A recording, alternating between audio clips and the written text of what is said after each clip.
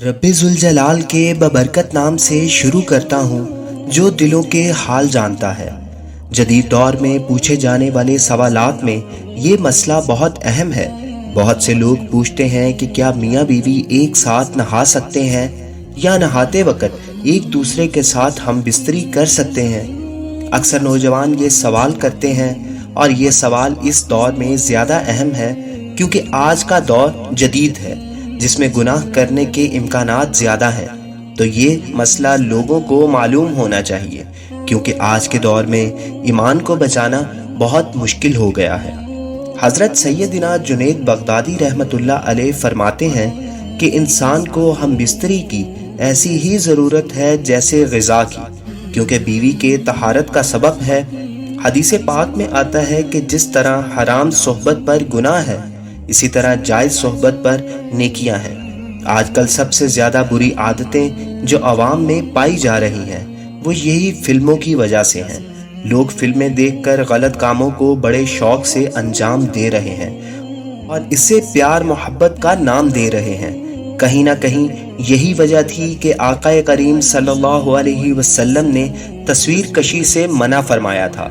अल्लाह हमें इन बुरी आदतों से बचाए, आमीन सुम्मा आमीन। हमें हजूर सल्लल्लाहु अलैहि वसल्लम की ज़िंदगी से सब कुछ सीखने को मिलता है। उनकी ज़िंदगी हमारे लिए बेहतरीन नमूना है, इसलिए हमें इस सवाल का जवाब हजूर की ज़िंदगी से लेना चाहिए।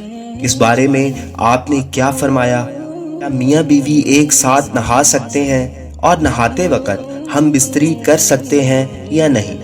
इसका जवाब आज की वीडियो में आपको बताया जाएगा, मगर इससे पहले अगर आप अभी तक बगैर सब्सक्राइब किए वीडियो देख रहे हैं तो नीचे सुर्ख बटन को दबाकर सब्सक्राइब कर लें और हमारी इस्लामी फैमिली का हिस्सा बन जाएं। क्या नहाते वक्त हम बिस्तरी करना जायज़ है? तो इसका जवाब है हाँ, आप कर सकते हैं। मियाँ बीवी एक दूसरे का राज और एक दूसरे का लिबास है।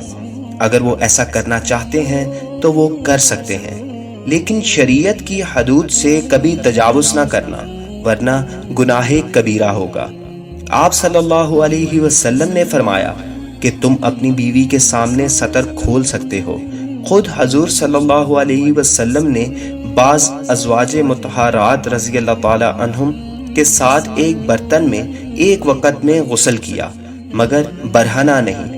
यूं ही तन्हाई में मियाँ बीवी का एक दूसरे के सामने सतर खोलना जायज़ है, मगर शरीयत में बहुत नापसंदीदा है।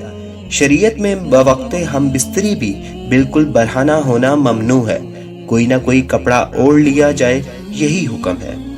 तिरमिज़ी ने इब्ने उमर रज़ियल्लाहु ताला अन्हुमा से रिवायत किया कि रसूलुल्लाह सल्लल्लाहु अलैहि वसल्लम ने फरमाया, बरहना होने से बचो क्योंकि तुम्हारे साथ वो फरिश्ते होते हैं जो जुदा नहीं होते मगर सिर्फ पखाना के वक़्त और इस वक़्त जब मर्द अपनी औरत के पास जाता है। लिहाजा उनसे हया करो और उनका इकराम करो। इस हदीस पाक से ये बात मालूम होती है कि बिला ज़रूरत बरहना होना नाजायज़ है। यहाँ तक कि इंसान तन्हा है जब भी जायज़ नहीं। हाँ, अगर ज़रूरत के तहत हो तो जायज़। और मियाँ बीवी का एक साथ गुस्ल करते हुए बरहना होना ये बिला ज़रूरत है, इसलिए ये फेल नाजायज़ है।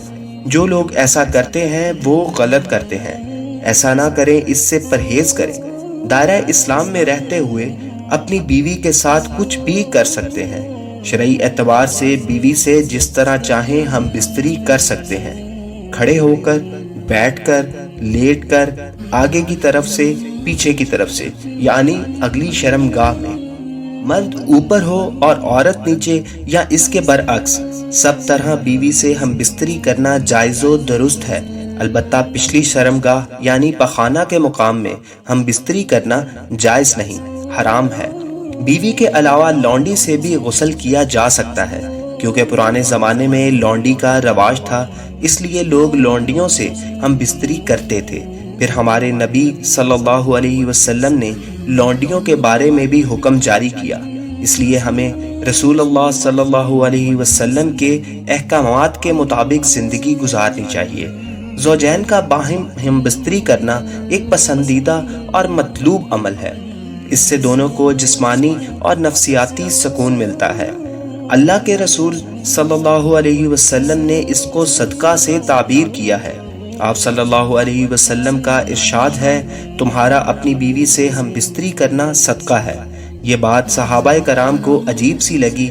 انہوں نے سوال کیا، اے اللہ کے رسول، کیا ہم میں سے کوئی اپنی جنسی خواہش پوری کرے تو اس پر بھی اسے اجر ملے گا؟ آپ نے اس سوال کا بڑا پیارا سا جواب دیا۔ آپ نے فرمایا، اگر وہ حرام کاری کرتا تو اسے اس کا گناہ ملتا، اسی طرح اگر اس نے جائز طریقے سے اپنی خواہش پوری کی تو اس پر اسے ضرور اجر ملے گا۔